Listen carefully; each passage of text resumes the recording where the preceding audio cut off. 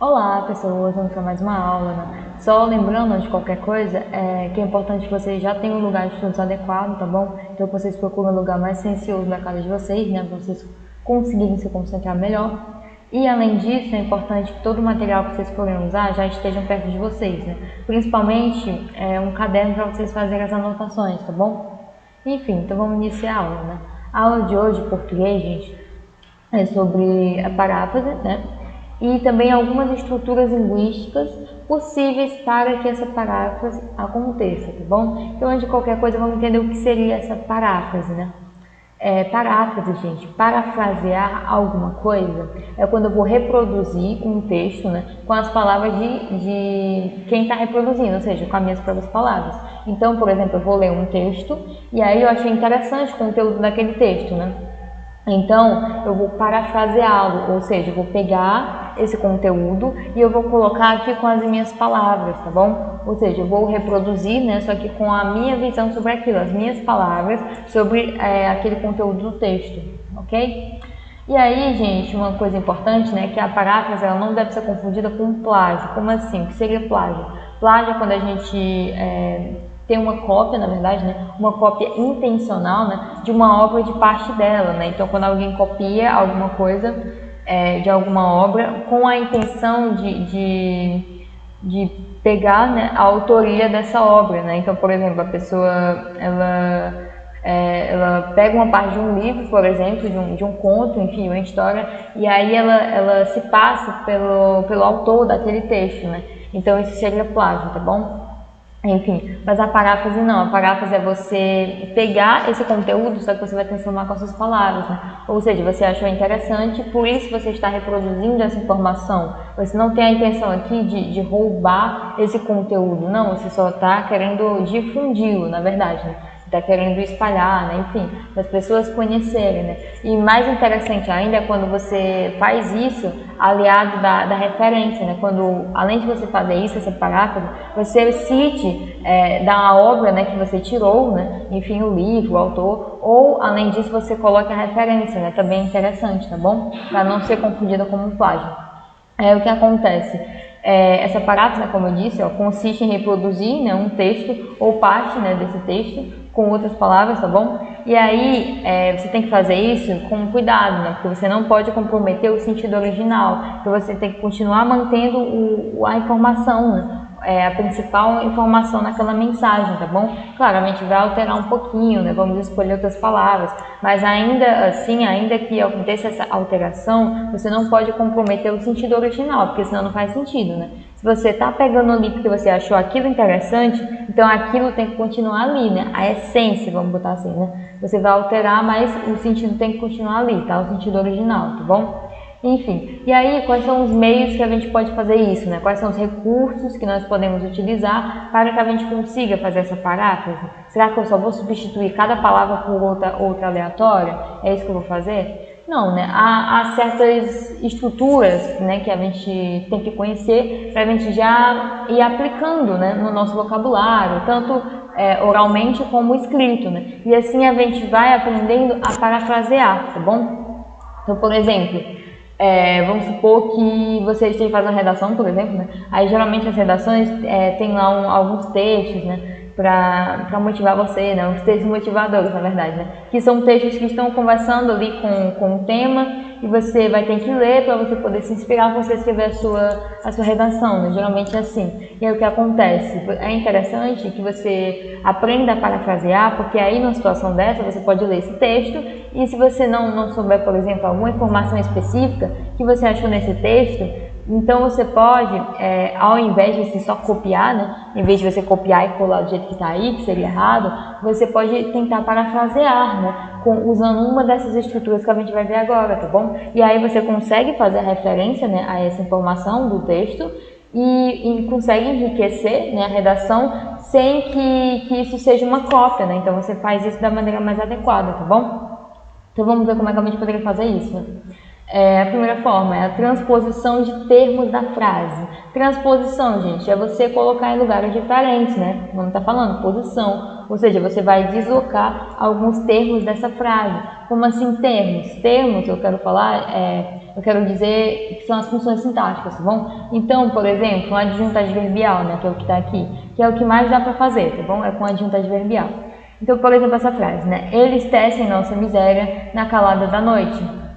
Eles tecem nossa miséria na calada da noite. Aí essa expressão, na calada da noite, aqui ela funciona como adjunto adverbial, tá bom? Porque eu sei que é um adjunto adverbial, porque ela só está aqui para me dar um sentido de alguma coisa. E aqui na situação, ó, na calada da noite, né, é uma situação momentânea, né, quer dizer, um adjunto adverbial de tempo, tá bom? Enfim, e aí esse adjunto adverbial, gente, ele é uma estrutura da frase, ele é um termo que ele pode ser deslocado livremente, né? Você pode fazer esse deslocamento à vontade.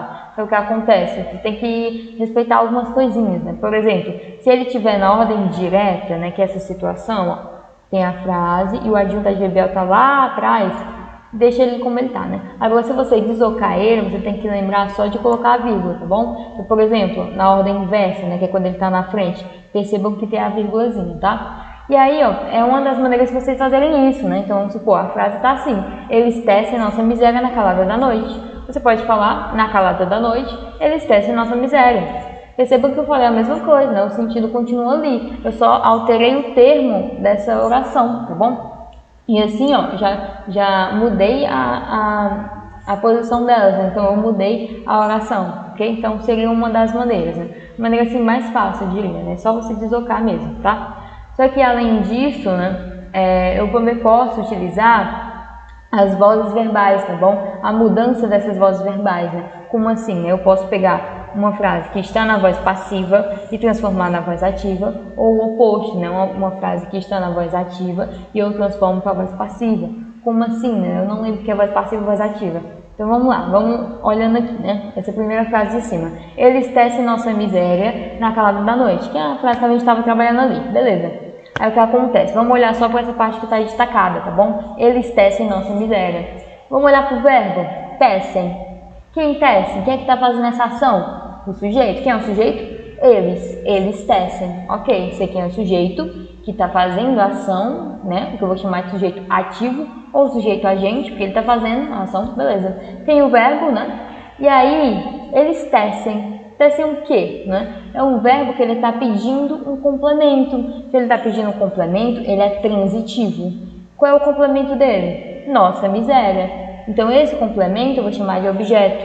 Agora, objeto o quê? Nossa miséria. Será que tem preposição? Não tem preposição. Se não tiver, quer dizer que é objeto direto. E se for objeto direto, quer dizer que esse verbo é um verbo transitivo direto, que é o que eu chamo de VTD, ok? Beleza, sei disso. Então, eu olho para essa frase e eu consigo perceber que eu tenho um sujeito agente, que é o eles, eu tenho o verbo transitivo direto, que é o tecem, e eu tenho um objeto direto, que é nossa miséria. Tudo bem. Então aqui eu tenho uma frase na voz ativa. Ok. E aí eu quero parafrasear essa frase. O que eu posso fazer? Como está na voz ativa, eu posso colocar na voz passiva, tá bom? Então é o que a gente vai fazer aqui embaixo, tá? Nossa miséria é tecida por eles na calada da noite. É que a gente percebe que eu falei exatamente a mesma coisa, né? A essência continuou, né? A informação principal continua aqui, né? Nossa miséria é tecida por eles na calada da noite. É a mesma coisa. Só que o que eu fiz? Eu alterei a voz verbal. Então vamos olhar de novo só porque está destacado, tá bom? Que está aqui mais escuro, né? Beleza. Nossa miséria é tecida por eles. Vamos analisar direitinho, né? Como eu sei que está na voz passiva, a gente tem que analisar item por item, né? Que nem a gente fez na de cima. Quem é o verbo aqui? A gente sempre começa pelo verbo, tá bom? Que é mais fácil. O verbo é o né? Que é o verbo ser, que está conjugado aqui, né? Só que não é só esse tem atrás dele o quê? Tecida. Então, percebam, é o tecida. Nossa miséria é tecida por eles. Então, aqui eu não tenho só um verbo, na verdade eu tenho uma locução verbal. Então, a locução verbal, quando eu tenho ali dois verbos, que eles estão juntinhos ali, funcionando como um verbo só, tá bom? E essa é a ideia aqui, né, do tecida, né? É o ato de você ser tecido, no caso. Então, seria uma só ação, tá bom? Enfim, então eu vou considerar como uma locução verbal. Então aqui a gente já tem uma diferença, né? Na de cima a gente tinha um verbo, né? Um verbo transitivo direto. Aqui não, a gente tem uma locução verbal. Ok, é tecida. É tecida como assim? Quem é o sujeito dessa oração, né? Seria nossa miséria. Nossa miséria é tecida. Ok? Então eu sei que o sujeito, né? meu verbo, que é uma locução verbal, é o nossa miséria. Nossa miséria é tecida. Como assim nossa miséria é tecida? Então vamos pensar, esse nossa miséria está fazendo essa ação ou está sofrendo essa ação? Está sofrendo, né? Ele está sendo tecido, então está sofrendo a ação. Toda vez que o sujeito sofrer essa ação do verbo, a gente vai dizer que está na voz passiva, tá bom? Então, quando o sujeito está fazendo a ação, é a voz ativa, que é a de cima. E aqui de baixo ele está sofrendo essa ação, tá bom? Então, ó, nossa miséria está sendo tecida, ok? Então, é o sujeito passivo, né? No caso, porque ele está sofrendo essa ação, tá bom? Enfim, então temos o sujeito passivo e temos a locução verbal. E além disso, né, a gente tem esse por eles. O que é por eles? Por eles, gente, a gente vai chamar de agente da passiva. O que é isso? É um termo que ele aparece somente na voz passiva, né, obviamente, e ele está demonstrando pra gente quem é que está fazendo essa ação no sujeito. Né? O sujeito é passivo, ele está sofrendo a ação. Então, quem é que está fazendo ele sofrer essa ação? É o agente da passiva, por eles. Nossa miséria é tecida por eles. Por quem, né? Por eles, ok? E aí você pensa, ah, por quem? Então quer dizer que é o objeto direto, o objeto indireto, porque tem uma preposição? Não, calma. Quando a gente tiver a voz passiva, a gente não vai ter objeto direto, tá bom?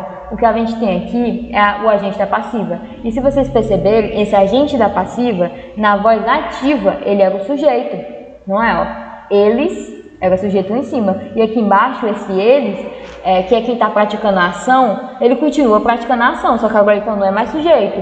Aqui ele é agente da passiva. E o que era o objeto, nossa miséria lá em cima, aqui é sujeito, tá bom? Enfim, só para relembrar as vozes verbais, né? Então, ó, eu posso falar a mesma coisa de forma diferente, né? Utilizando essas vozes verbais, passando a voz passiva para ativa ou a ativa para passiva, tá bom? Enfim, e aí a gente também tem outra forma, né? A substituição das orações, né? Pela função que elas estão desempenhando. Então, por exemplo, a oração adverbial, né? Eu posso pegar ela e transformar no adjunto adverbial, né? Que seria a função sintática que um advérbio tem, né? Que a gente viu agora, beleza. Ou o oposto também. Olha como seria, né? Eles tecem nossa miséria quando anoitece. Beleza, quando anoitece. Esse quando anoitece aqui é uma oração subordinada adverbial. Será que você não percebeu que é uma oração? Então vamos lá. Eles tecem nossa miséria. Eles tecem é um verbo. Anoitece é outro verbo. Se eu tenho dois verbos, eu tenho duas orações. Ok? Ok. Eles tecem nossa miséria quando anoitece. Vamos olhar só para esse quando anoitece? A gente percebe que ele depende da outra, né? É uma oração subordinada, tá bom? É o que a gente já estava trabalhando, né? E aí esse tece nossa miséria é a oração principal. Então, esse quando anoitece, na verdade é uma oração subordinada adverbial, né? Porque está passando sentido. Aqui no caso, o sentido de tempo, né? Uma oração subordinada adverbial temporal. Ok, mas o que é que, para que isso é importante, né? Porque se a gente conseguir identificar isso, tem algumas situações que eu posso pegar essa oração subordinada adverbial, claro, não são todas, algumas situações é possível fazer isso, pegar e transformá-lo para um adjunto adverbial, tá bom? Então olha como ficaria, né? Eles tecem nossa miséria quando anoitece. Eles tecem nossa miséria à noite. Não é a mesma ideia? É a mesma ideia, né? A diferença aqui é que eu não usei uma oração subordinada. Na verdade, tem nem verbo aqui, só tem à noite, né? Tem a preposição a, né? Junto com o artigo a, que fica o a fraseado, e o noite, né? Que não é verbo, né? Só um substantivo. Então, aqui, esse à noite, ele está funcionando como um adjunto adverbial dessa minha frase, tá bom? Um adjunto adverbial de tempo. Então, eu peguei uma oração subordinada adverbial temporal e eu percebi que eu consigo transformá-la para um adjunto adverbial de tempo. O oposto também vale, né? Então, tem algumas orações que a gente consegue fazer isso, transformar, né, esse adjunto adverbial para a oração subordinada adverbial ou o oposto, né? Pegar essa oração e transformar no adjunto adverbial, tá bom? Enfim. E continuando, né, essa mesma lógica, a gente também pode fazer isso com as orações adjetivas, né? Enfim, que são outros tipos de oração subordinada. E aí, a gente vai pegar essa oração adjetiva e transformar no adjetivo correspondente, não é? Ou então o contrário, a gente pega uma oração que tem ali um adjetivo correspondente a uma oração adjetiva, né? Então olha como ficaria. Alunos que praticam a leitura têm um acervo cultural maior. Então vamos lá, né? Quem seria essa oração aqui, né? Primeiro, será que existe mais de oração? Existe, né? A gente tem dois verbos, né? O verbo tem e o verbo praticam. Então a gente tem duas orações, uma principal e a subordinada, que é a que está destacada, né? Que praticam a leitura. E essa subordinada, ela está funcionando como se fosse um adjetivo, né? Porque ela está caracterizando esses alunos, tá bom? Ok. Alunos que praticam a leitura têm um acervo cultural maior. É a mesma coisa de eu falar alunos praticantes da leitura, tá bom? Enfim, e aí o que acontece? Quando eu falo alunos praticantes, eu estou colocando um adjetivo, tá? É porque eu não coloquei no slide aqui. Mas enfim, acompanhe que a ideia dá para entender bem simples. É a mesma coisa que eu fiz na adverbial, tá bom? Esse que praticam a leitura é uma oração subordinada adjetiva, né? Oração tem o verbo subordinada, porque ela está subordinada à principal, e a adjetiva, porque ela está funcionando com adjetivo. Tudo bem, a gente já conheceu essas orações.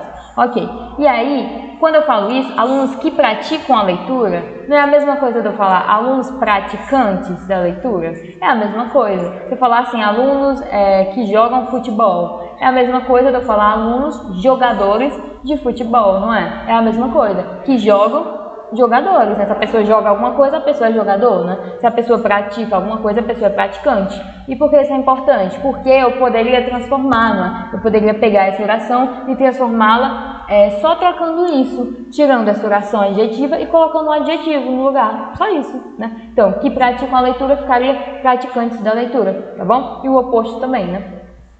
E aí, né, a gente fez com a adverbial, a gente fez com a adjetiva e a gente vai fazer agora com a substantiva, tá bom? Ou seja, percebam a importância, né, de vocês terem estudado antes das orações subordinadas, né, e vocês aprenderem a identificá-las, porque vocês podem voltar, né, para a oração sozinha, né? Você pega uma oração subordinada e você transforma em uma função sintática que essa oração estava fazendo em relação à oração principal, né? Vocês lembram? A oração principal e a oração subordinada. Por que eu chamo de subordinada? Porque geralmente ela está ali para completar alguma coisa que estava faltando na principal, tá bom? Enfim, e é como se fosse uma relação sintática que ela está tendo na principal, né? O que a gente viu nas orações adverbiais, né? Que é o sentido de adjunto adverbial. As adjetivas, gente, elas têm um sentido de adjunto adnominal, tá bom? Que adjunto adnominal é o papel que um adjetivo pode ter na oração, tá bom? Só isso, né? A gente vai chamar de adjunto adnominal, nomezinho bonitinho para ele, tá bom? Então, o adjetivo numa oração, ele pode ter a função de adjunto adnominal, assim como o advérbio, numa oração, tem a função de adjunto adverbial. Bem simples, tá? Enfim, e a gente já tinha trabalhado isso com calma, né? E agora a gente vai fazer isso com as orações substantivas, ou seja, vamos pegar uma oração substantiva e vamos transformá-la para um substantivo correspondente a essa oração. Ou o contrário, pegamos um substantivo e vamos transformá-lo para uma oração substantiva correspondente. E aí vocês vão ter que lembrar aqui que essas orações substantivas, elas vão seguir, né, a função sintática que um substantivo pode ter, né, do mesmo jeito que as outras, tá bom? E o que é que um substantivo pode ser dentro de uma oração? Ele pode ser um sujeito, ele pode ser um objeto direto, um objeto indireto, um complemento nominal, um predicativo do sujeito ou um aposto, tá bom? Essas são as possibilidades para um substantivo, né? Essa é a função que um substantivo pode ter, tá? Enfim, então o advérbio tem a função de adjunto adverbial, o adjetivo tem a função de adjunto adnominal. Esses são mais simples, que só tem uma função para eles. Aqui é um pouquinho complicado, mas dá certo do mesmo jeito, tá bom? É a mesma coisa que vamos fazer aqui. É importante que se pratique a leitura. Então vamos lá. Tem duas orações? Tem sim, né? Tem dois verbos. O verbo é e o verbo pratique, tá? Beleza. A oração principal é importante. E a oração subordinada? Que se pratica a leitura, tudo bem? Entendi. Ok. E aí essa oração, ela é substantiva. Como é que eu sei isso? Será que você lembra? É só a gente substituir a oração inteira pelo termo isso. Se der certo, quer dizer que é substantiva. É importante isso? É a mesma coisa eu falar isso é importante. Então, deu para entender. Então, é substantiva. Ok. E qual seria o tipo de substantiva? Seria uma substantiva subjetiva. Como é que eu sei isso? Quando eu substituo, eu percebo que a função que essa oração está tendo é a função de um sujeito na oração, ok? É importante isso. A mesma coisa, né, de eu falar isso é importante. Isso é importante. O verbo é o sujeito. O que é importante? Isso. Só que esse isso não é essa oração, então quer dizer que a oração inteira é o meu sujeito, tá bom? Então, oração subordinada, substantiva, subjetiva. Tudo bem, até aqui tudo bem, né? Beleza. Aí o que acontece? Se eu conseguir identificá-lo, né? E eu quiser parafrasear, eu quero falar de uma forma diferente, eu posso fazer isso. Basta eu substituir essa oração inteira por um substantivo que funcione como sujeito do mesmo jeito, tá bom? Então vamos tentar fazer, né? É importante a prática da leitura. Não é a mesma coisa? É importante que se pratique a leitura e é importante a prática da leitura, tá? Em vez de eu falar que se pratique, eu só falei a prática, tá bom? É a mesma coisa, né? Então, era uma oração, né? Subordinada substantiva e agora é só um sujeito, né? E esse sujeito, ele tem a função substantiva, né? Porque, na verdade, ele é um substantivo que está tendo a função sintática de sujeito, tá bom? Então, eu percebo que não é complicado, né? Se eu falar que se pratica a leitura, é a mesma coisa de eu falar a prática da leitura, não é? É a mesma coisa. Do mesmo jeito, quando eu falo, pessoas que jogam, é a mesma coisa de eu falar jogadoras, tá bom? São formas de falar diferentes. Perceba que eu estou falando a mesma coisa, exatamente a mesma coisa. Só que tem duas opções para essa coisa ser dita. E é isso que é a paráfrase. É quando você encontra uma forma diferente de falar a mesma coisa, ok?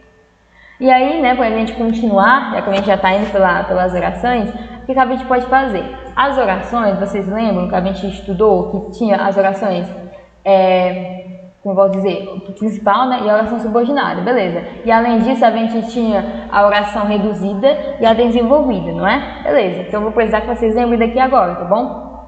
Então, primeiro, né, vamos avaliar essa questão da principal e da subordinada. Então, vamos ler a primeira, né?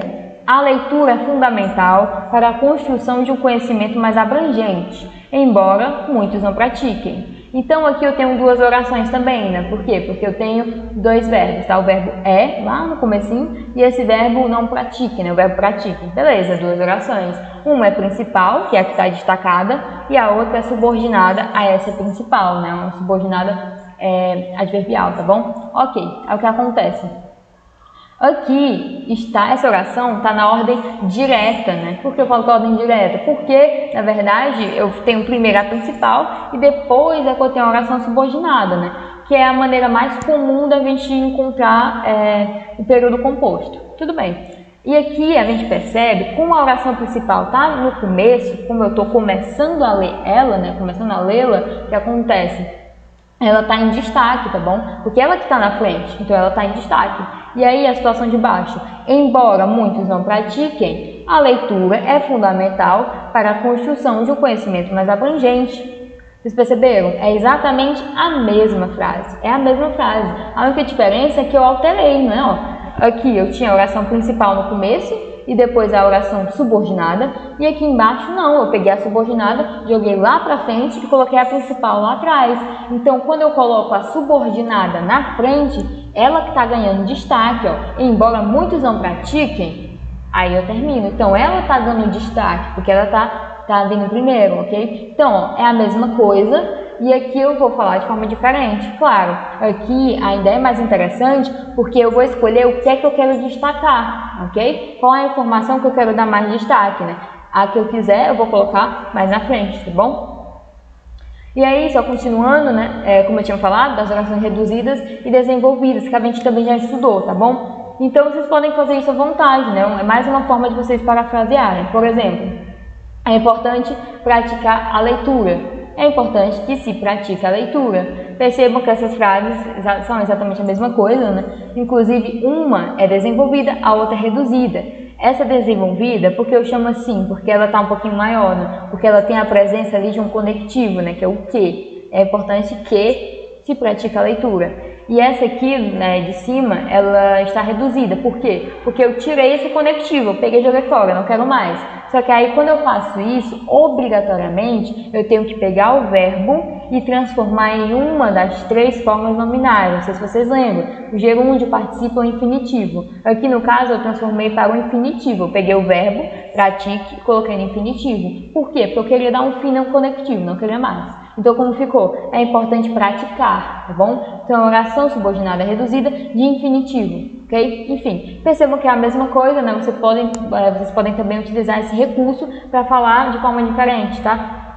Enfim, eu sei que foi um pouquinho longo, né, eu acho, mas foi mais uma revisão, né? Porque esses conteúdos mais específicos a gente já estudou com calma, né? Mas é para vocês verem como vocês podem aplicar o que vocês aprendem, né, em gramática, que eu sei que às vezes é um pouquinho chato, é um pouco complicado, mas vocês podem aplicar isso no vocabulário de vocês, tanto quando vocês estiverem falando, né, como principalmente na escrita de vocês, tá bom? Então, ó, paráfrase é um recurso, né, que você pode utilizar, você deve utilizar, tá bom? Enfim, na sua produção, né, produção textual de maneira geral, né, e também na sua fala, né, enfim, na vida de maneira geral. E aqui são alguns recursos que nós vimos, né, para que você faça isso, né, recursos baseados em conteúdos que vocês estudam em gramática ao longo do ano, tá bom? Enfim, espero que vocês tenham entendido. Se mesmo assim surgir alguma dúvida, pode vir assistir de novo, tá? Acesse o site da escola, né, para se manter informado, e a agenda digital, tá bom? E é isso, e até a próxima aula.